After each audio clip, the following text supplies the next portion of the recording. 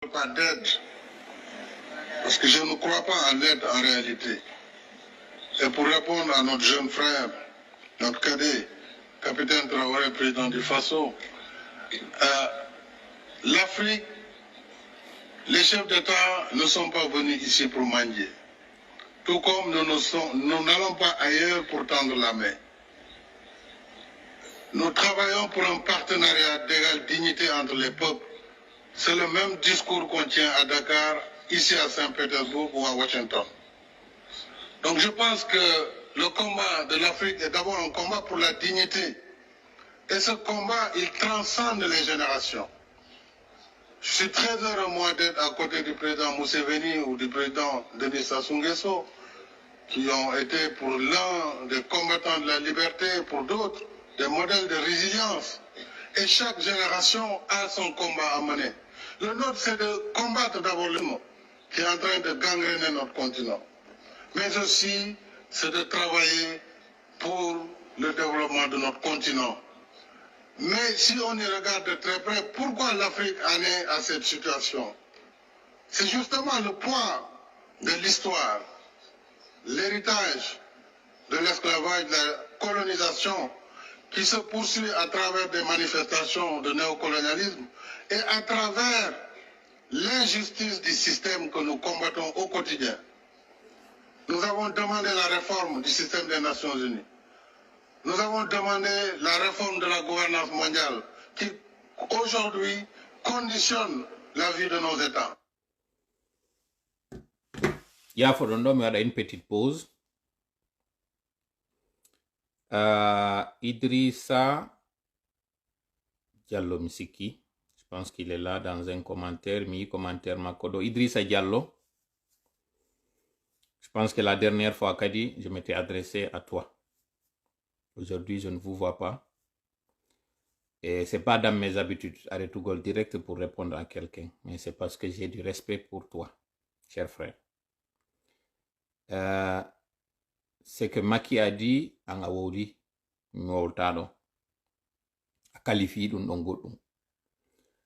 je voudrais que tu sois très courtois si d'arde direct.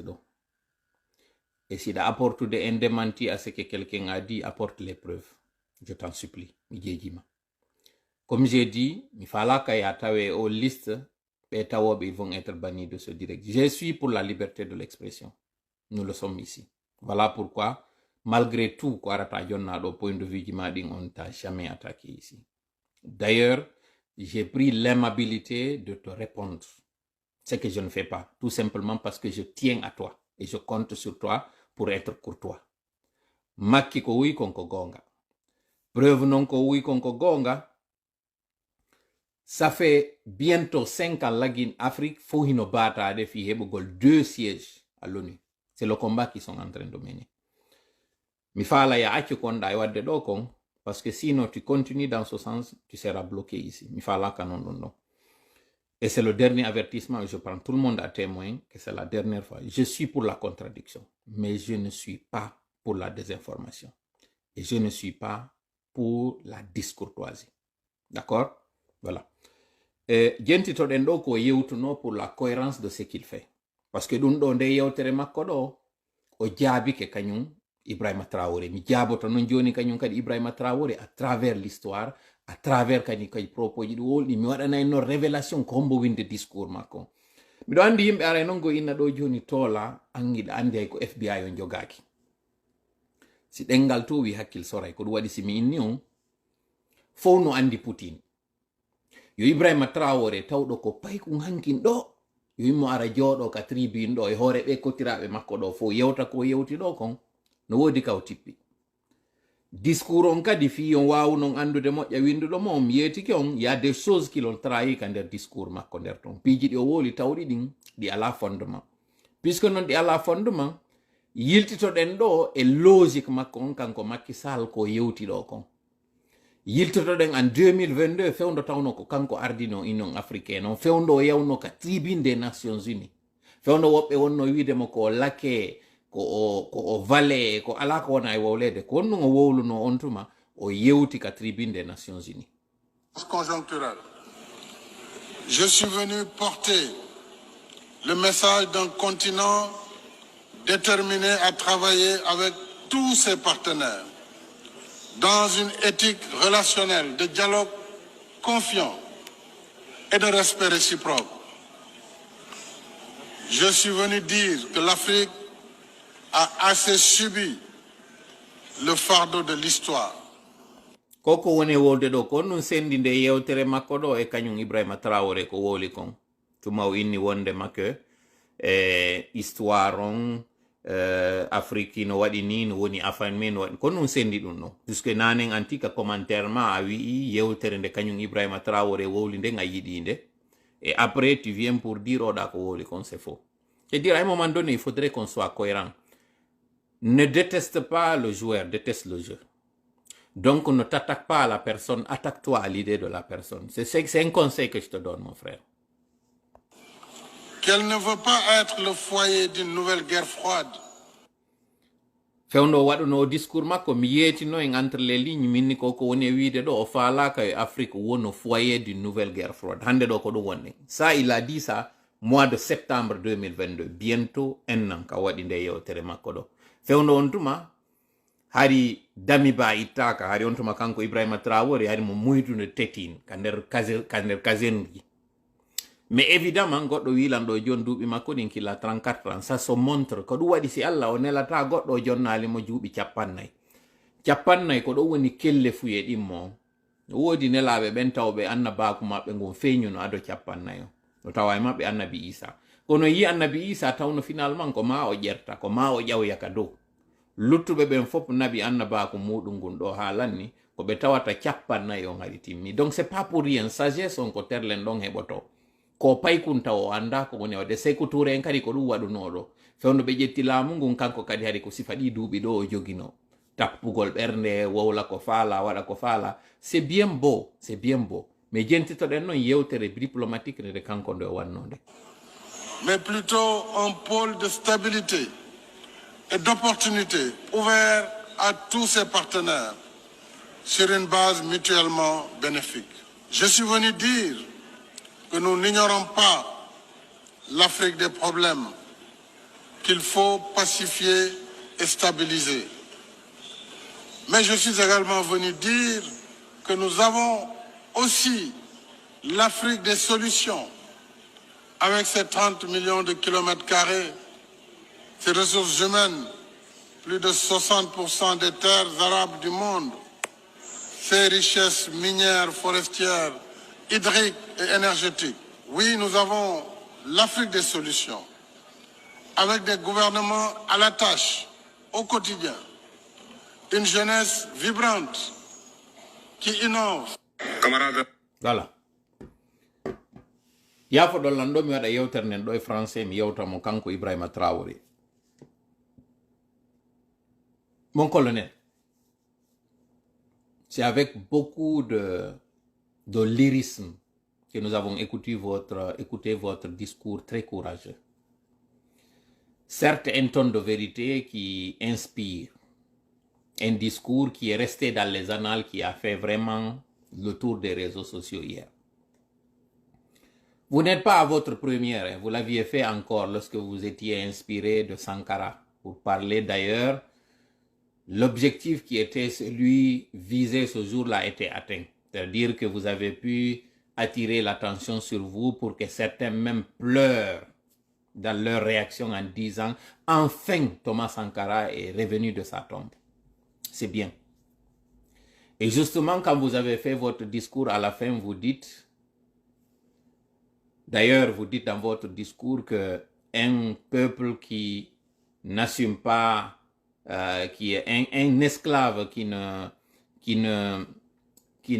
n'assume pas ou qui ne combat pas son esclavage ne mérite pas qu'on s'apitoie sur son sort. C'est quelque chose comme ça que vous avez dit. Donc quelqu'un me dit que vous êtes capitaine, vous n'êtes pas un colonel. D'accord. Je retire alors ce que j'ai dit pour vous donner votre grade que vous méritez, capitaine Traoré. Sachez que Sankara avait tenu des discours, mais des discours qui étaient en phase avec d'abord sa personne, mais aussi avec la réalité du terrain. Contrairement à vous, Sankara écrivait ses propres discours. Sankara était quelqu'un qui était visionnaire. Il s'assumait. Mais vous, contrairement à lui, même votre discours, c'est quelqu'un qui vous l'a écrit. La preuve en est que cette personne qui a écrit ce discours, qui vous a dit de le lire, n'a pas pris soin de vous rappeler que vous êtes dans une tribune et voilà les personnes qui devaient être là pour que la courtoisie, quand vous parlez de droit d'aînesse, la courtoisie vaudrait que la diplomatie, que vous parliez, que vous adressiez à l'auditoire, aux personnes présentes. Entre autres, ne serait-ce que de donner du respect au président de l'Union africaine parce que vous partez au compte de l'Afrique. Mais hélas, vous êtes allé là-bas pour faire le perroquet, vous avez posé une question. Moi, c'est cette question-là qui m'interpelle. C'est cette question-là que je voudrais, en fait, à laquelle je voudrais répondre. Vous avez dit que le continent africain est un continent, vous vous posez des questions pourquoi l'Afrique, malgré ses richesses, malgré sa pluie abondante et sa terre fertile, pourquoi l'Afrique est toujours pauvre? C'est une question très pertinente. C'est parce que justement, l'Afrique a été cadencée, a été rythmée par des coups d'État, comme vous, comme ce que vous venez de faire là. L'Afrique a été perturbée dans son lit, dans son sommeil. C'est comme un lit qui était en train de couler tranquillement et puis soudainement, des chevaux décident de venir et de traverser ce cours d'eau tranquille qui était avec une eau claire et propre et tout d'un coup, ça détruit la paisibilité et ça détruit aussi cette pureté de l'eau. C'est ce que vous êtes en train de faire. Vous avez vu, vous êtes venu, malgré que votre prédécesseur avait négocié quelques contrats pour des armements, quelques prêts pour redémarrer l'activité économique de votre pays, vous êtes venu, vous avez perturbé cela. C'est Thomas Sankara qui avait voulu faire ce que Damiba avait fait. C'est Damiba qui avait tenté de faire ce que Sankara était en train de faire, mais autrement. Parce que Sankara n'avait pas compté sur quelqu'un. Et vous avez terminé votre discours en disant que justement, que l'Afrique doit se réveiller pour que l'Afrique travaille. Mais curieusement, quand vous êtes allé en Russie, vous n'avez pas négocié pour avoir des tronçonneuses batteuses. Vous n'avez pas négocié pour avoir des machines agricoles. Vous vous êtes intéressé, et c'est là la preuve que nous allons donner tout à l'heure, à la négociation pour de l'armement. C'est tout ce que vous êtes en train de faire, tous les trois. Goïta a négocié avec la Chine pour avoir de l'armement qui a été livré contre les ressources du pays. Doumbouya a fait la même chose, sauf que lui, on l'attend au tournant, il nous trouvera devant lui. Et vous aussi, vous êtes allé plutôt que de négocier pour l'agriculture du Burkina, d'ailleurs qui est un pays aride, malgré ça, qui a des hommes intègres, vous êtes allé négocier de l'armement contre votre peuple, contre votre population. Parlons justement de cette population. Vous avez posé encore des questions pourquoi l'Afrique ne se développe pas. Parce que justement, l'Afrique, elle est ethnique. Le colonisateur a divisé la population pour pouvoir asseoir sa colonisation. Il y a eu la décolonisation. Les libérateurs, entre guillemets, sont venus, ils ont utilisé le même système. Parce que justement, ils ont laissé les mêmes structures, le même système. Donc, aujourd'hui, ce nettoyage ethnique que vous êtes en train de faire contre les peuples, voilà encore une des raisons qui fait que l'Afrique ne se développe pas. Parce que plutôt que le cultivateur et l'éleveur puissent vivre en harmonie, en cohabitation, ils sont en train de s'entretuer. Or, voilà les deux acteurs qui auraient pu faire du Burkina un pays émergent à travers cette agriculture et à travers aussi cet élevage. Mais plutôt que de régler ça, vous êtes en train d'armer des citoyens les uns contre les autres. Voilà encore une autre réponse. Au-delà de celle qui a été fournie par votre aîné Macky Sall. Donc, ne posez pas la question ailleurs. Et la troisième, et non des moindres, je vous invite à écouter ici les relations russo-africaines, comment c'était. Camarades, meilleur pour donner un meilleur avenir à nos peuples. Pendant la guerre froide, l'URSS renforce. Et l'URSS puis la Russie. Mais que prochainement. Ça, c'est pour votre respect et pour le temps que nous avons pris pour vous répondre, pour que vous sachiez aujourd'hui cette démarche que vous êtes en train de faire à l'endroit de la Russie et de la Chine. Écoutons la Russie particulièrement. Qu'est-ce que cette Russie a fait? Parce que la troisième réponse, c'est justement, au-delà des coups d'État, la malgouvernance, c'est aussi les rapports, les personnes ou les États envers lesquels l'Afrique a décidé d'aller quand elle avait rompu avec la colonisation. Qu'est-ce que cela avait donné comme résultat? Écoutons. Ils n'iront pas traverser parce qu'ils viendront devant nos palais pour chercher leur pitance quotidienne. Les relations entre le continent et l'URSS, puis la Russie, ne datent pas d'aujourd'hui. Elles ont commencé il y a au moins 60 ans avec un certain nombre de creux. Eh bien, est-ce qu'on va revoir tout ça D'abord, 60 ans. 60 ans de relations. Un mariage entre l'Afrique et la Russie et la Chine. Un mariage de 60 ans. Écoutons quels étaient les termes de ce mariage et quel était le rapport entre ces deux mariés, le couple-là. Écoutons-le. Grâce à Luna Aguet-Padoan et Clémentine Gardet, on revient vers vous. Pendant la guerre froide, l'URSS renforce ses liens avec l'Afrique. Elle tire en effet avantage des indépendances africaines en se plaçant du côté des mouvements anticolonialistes. Cette politique va conduire Moscou à appuyer l'Égypte du colonel Gamal Abdel Nasser ou encore le F. C'est de l'histoire. Vous avez posé une question, prenez le temps de m'écouter et d'avoir une réponse à votre question. Parce que vous avez posé cette question, très manipulée, parce que vous savez très bien, voilà pourquoi nous avons dit que ce n'est pas vous qui avez écrit ce discours. Parce que si c'est vous qui l'avez écrit, et si Sankara était en vous, vous auriez compris les erreurs commises par vos prédécesseurs, par vos aînés qui avaient pensé que c'est ce terrorisme-là, entre guillemets, et ce sont ces discours populistes et pompeux-là, et ces relations douteuses, infructueuses, qui peuvent amener l'Afrique là où l'Afrique veut aller. Écoutons pour voir. FLN algérien dans sa lutte pour l'indépendance.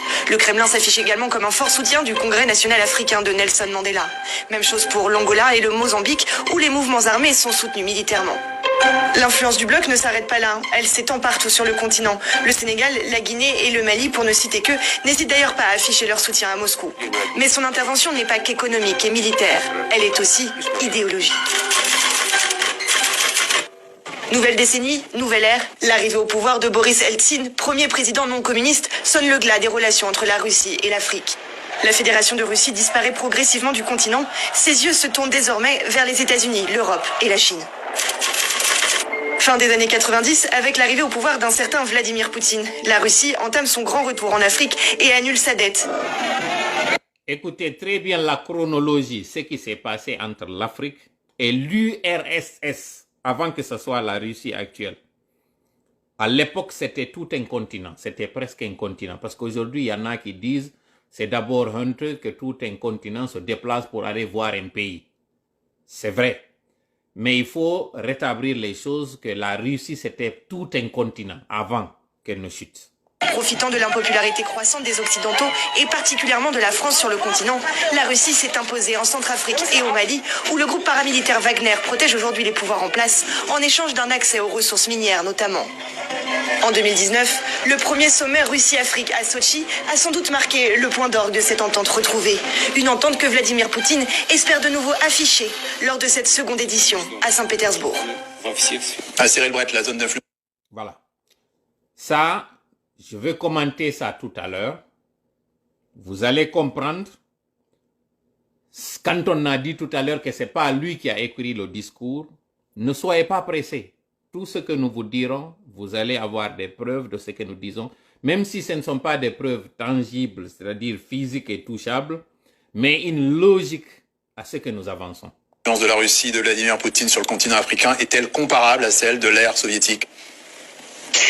Elle pourrait avoir cette apparence, mais d'un point de vue quantitatif comme d'un point de vue qualitatif, l'influence russe en Afrique, dans les Afriques, est très différente. Quantitativement, il faut bien avoir à l'esprit que c'est avec plusieurs dizaines de pays que l'URSS avait des relations extrêmement denses, alors qu'aujourd'hui, la Russie n'est présente, influente ou active que dans quelques pays, même si ces pays sont extrêmement invisibles et même si les relations sont mises en scène de façon très nette. Ensuite, le nombre de spécialistes, d'agronomes, de formateurs, d'instituteurs, de professeurs d'université, de de scientifiques soviétiques déployés en Afrique était extrêmement conséquent. On parlait de plusieurs dizaines de milliers de personnes. Actuellement, évidemment, les effectifs sont beaucoup plus réduits et sont cantonnés dans des domaines sécuritaires, militaires et miniers. Enfin, et d'un point de vue qualitatif, ça a été mentionné par votre sujet, la Russie en Afrique, dans les différentes Afriques, est aujourd'hui en position d'outsider. Elle a dilapidé le legs soviétique, elle a dilapidé et détruit les relations qui s'étaient établies entre les sociétés civiles, entre les communautés d'affaires africaines et russes, pour ne plus se concentrer que sur les relations intergouvernementales. Les puissances bien établies dans leurs relations commerciales, économiques, militaires, stratégiques avec l'Afrique, c'est la République populaire de Chine, c'est l'Union européenne, ce sont les États-Unis qui ont des commerces qui sont 10 fois plus importants avec les pays d'Afrique que la Russie. Et donc la Russie est encore un outsider, encore un challenger des principaux acteurs de la coopération internationale avec les différents pays d'Afrique. Voilà. Il y a une question que je me suis posée, toute simple pour le cas de la Guinée. Ça, c'est pas pour vous, hein, mon capitaine. Ça, c'est pour nous, Guinéens. La Russie avec les 60 ans. Dites-moi en Guinée, cette école construite par la Russie, cet hôpital construit par la Russie, malgré le nombre d'enseignants qu'ils amenaient à l'université et le nombre de médecins qu'ils formaient. Ça, c'est sans parler de la formation des policiers. Et c'est cette formation qui continue aujourd'hui. Les militaires aujourd'hui, si vous voyez que dans la sous-région, le nombre de coups d'État est le plus élevé, c'est parce que justement les premiers militaires après l'indépendance ont été formés dans ces pays communistes. Et ça nous a donné ce que ça nous a donné. C'est-à-dire que le militaire n'est pas formé pour protéger une patrie, mais pour protéger un homme. Parce que les pays communistes, c'est ça leur particularité. On voue allégeance, fidélité et respect à un homme. Mao, Kum Hom, tous ces noms que vous connaissez, Staline, Lénine, toutes ces personnes-là. C'est ça, ce culte-là a été formé dans la tête de nos cadres, nos anciens cadres. Si vous voyez aujourd'hui que les pays africains ne bougent pas, c'est parce que les premiers fonctionnaires ont été moulés dans une école où on te dit, tu obéis, c'est ça. Ces applaudissements, ces fanfaronnades, cette démagogie dans les rencontres, c'est typiquement russe, c'est typiquement chinois, c'est typiquement cubain. Et c'est ce qui nous a mis dans cette situation. Voilà pourquoi on dit qu'un jeune comme vous, 35 ans, qui n'a pas vécu cette époque, ne devrait pas avoir un tel discours populiste. C'est sur vous qu'on comptait, c'est sur vous que la jeunesse comptait pour justement réveiller et faire comprendre que l'Europe ne s'est pas développée à travers ces discours-là. Ce n'est pas ce qui a fait de l'Europe aujourd'hui ou des États-Unis ce qu'elle est, ce qu'ils sont. Non. Au contraire, c'est la liberté d'expression, c'est l'épanouissement de sa jeunesse qui s'est affirmé. Pas en bradant les richesses du pays. Vous avez entendu ici ce documentaire où l'Afrique, pour se sortir du bourbier, a hypothéqué ses richesses, a fait un mariage où ils étaient obligés, c'était ça ou ça. À la différence qu'à l'époque, c'est la même chose. Hein. À la différence qu'à l'époque, les pays étaient contraints d'aller vers la Russie, la Chine et les autres. Du moins pour ceux-là qui ont décidé de rompre abruptement la relation, la colonisation avec la vieille métropole. Alors que cette fois-ci, vous êtes en train de manipuler les masses pour que les masses viennent vers vous. Mais peut-être que les gens vont penser que je suis en train d'inventer mi arta ɗum ɗo e pulal. Koko yewtaɗo fo mi faala landade en tun question goto ono wonɓe arde hande ɗo kellanamo kanko Ibrahima Traoré capitaine. Wi a réussi no moƴƴani la Guinée, no moƴƴani Afrique hande ɗo. Woɓɓe inna yo discours mo mi waɗani en ɗo ko chaîne ji manipulé ji woni e waɗude. Wondema ko ɓe yewti ɗo kon histoire on ɓay indépendance on heɓama pays africain ji ɗin ko yawno ko Senghor yisi, Senghor Chine, Senghor Cuba, on tumari ko Fidel Castro en, oɗa kañum kadi. Ɓeɗo ndaron ton taw déjà démocratie on e ɗiɗo. Fidel Castro ko arno ka laamu ko mayde ittimo ka laamu. Mao Tse-tung en ko mayde kañum kadi ittiɓe. Lénine ko mayde ittiɓe.